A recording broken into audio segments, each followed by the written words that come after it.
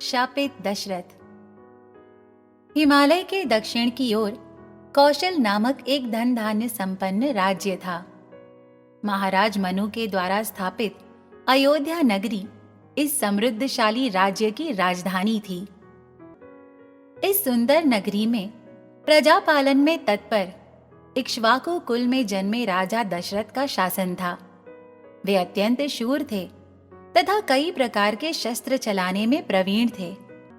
कभी कभी मन बहलाने के लिए राजा दशरथ वन में शिकार खेलने जाया करते थे। ऐसे ही एक दिन वे वन में गए थे, परंतु उस दिन कुछ अघटित ही हुआ। दिन भर दौड़ धूप करने पर भी उन्हें कोई शिकार नहीं मिला। राजा उदास हुए, निराश हुए, पर शिकार पाए बिना राजधानी न लौटने का निश्चय उन्होंने मन में कर लिया था। धीरे धीरे दिन डूबा, चारों तरफ अंधेरा फैल गया। पास में ही उन्हें एक सरोवर दिखाई पड़ा।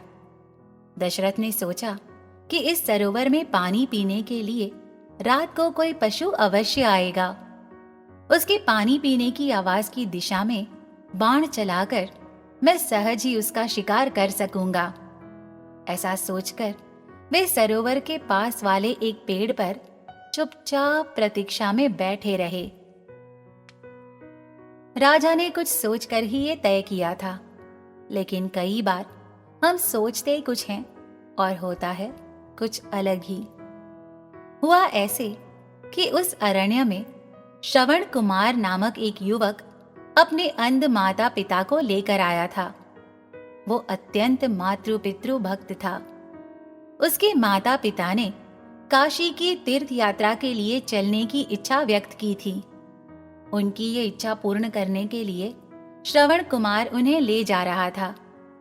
निर्धन होने से उसके पास कोई वाहन नहीं था, परंतु श्रवण कुमार माता पिता की सेवा से बढ़कर कोई पुण्य कर्म नहीं मानता था।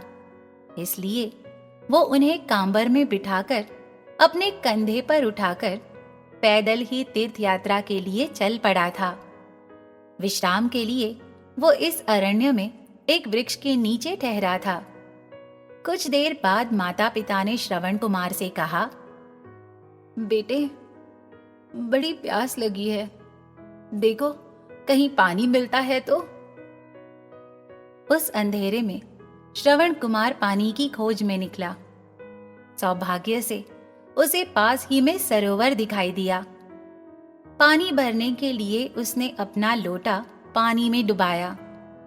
लोटे के डुबाने से डुब डुब आवाज आई। पेड़ पर बैठे हुए राजा दशरथ को वो ध्वनि सुनाई दी। कोई पशु ही पानी पीने आ गया होगा, ये समझकर दशरथ ने उस ध्वनि की दिशा में बाण छोड़ा। बाण के छूटते ही हाय, मैं मर गया, मैं मर गया का आर्त स्वर दशरथ को सुनाई दिया। अरे रे, जानवर की जगह मैंने किसी निष्पाप मनुष्य का ही शिकार किया। ये राजा ने झट भांप लिया। दौड़ते हुए वे वहां पहुंचे। एक युवक सीने में बाण लगने से विकल होकर किनारे पर पड़ा था। अरे रे, कितना पापी हूं मैं। बेटे, तुम कौन हो? कहां से आए हो? इतनी रात गए तुम इस अरण्य में किस लिए आए थे? दशरथ उस युवक को सवाल पूछने लगे। मैं श्रवण कुमार। मेरे माता पिता की तीर्थ यात्रा करा के हम घर वापस लौट रहे थे। वे दोनों वृद्ध और अंध होने के कारण मैं उन्हें कांबर में बिठाकर ले जा रहा था। उन्हें प्यास लगी थी, इसलिए मैं उनके लिए पानी लेने आया था। अब मैं नहीं बच सकता, लेकिन मेरे माँ बाप प्यासे हैं, इसलिए कृपा करके आप ही उनके लिए पानी ले जाइए। इतना कहकर कुछ ही क्षणों में श्रवण कुमार के प्राण पखेरु उड़ गए। दशरथ बड़े ही व्यथित मन से श्रवण कुमार के माता पिता के पास जाकर खड़े हो गए। बेटा, बेटा तू आ गया? हम समझ गए, पानी मिला या नहीं?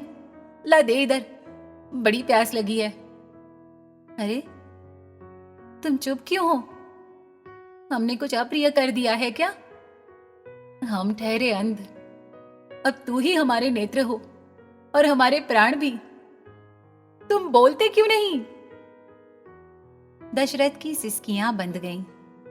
उसकी आंखों से आंसुओं की धारा बह चली। ये क्या, तू रो रहा है? कौन हो तुम? हमें संदेह हो रहा है। मैं श्रवण कुमार नहीं हूं। मैं राजा दशरथ, आपका घोर अपराधी हूं। सरोवर पर कोई श्वापद आया, इस आशा से मैंने उस पर बाण छोड़ा और अनजाने में ही मेरे हाथों आपके पुत्र का वध हुआ। मुझे क्षमा कीजिए। श्रवण कुमार के अंध माता पिता पर जैसे बिजली ही टूट पड़ी। हे राजा, तुम्हारे हाथों ये अदम कृत्य कैसे हुआ? अरे तुमने तो हमारा ही शिकार किया है। इस नीच कृत्य का फल तुम्हें भुगतना ही पड़ेगा। ऐसे ही पुत्र शोक से, पुत्र के लिए तड़प तड़प कर तुम्हारी मृत्यु होगी। हे दशरथ, अब इस संसार में हमारे लिए बचा ही क्या है? बेटा श्रवण कुमार अपने अंध माँ बाप को इस तरह आधे रास्ते में छोड़ तू ही हमसे पहले चल बसा। श्रवण कुमार की मृत्यु से दुखित हुए उन दोनों ने कुछ समय में ही अपने प्राण त्याग दिए। अपराध भाव से विकल राजा दशरथ अयोध्या नगरी लौट गए। कहानी का तात्पर्य है, सब कुछ अनुकूल होकर भी कोई ना कोई दुख हरेक के भाग्य में लिखा होता ही है। अनजाने में कुछ बातें आकस्मिक रूप से अपने हाथों हो जाती हैं। इसी को नियति कहते हैं। दशरथ के हाथों श्रवण कुमार की मृत्यु की घटना को नियति का खेल ही मानना होगा।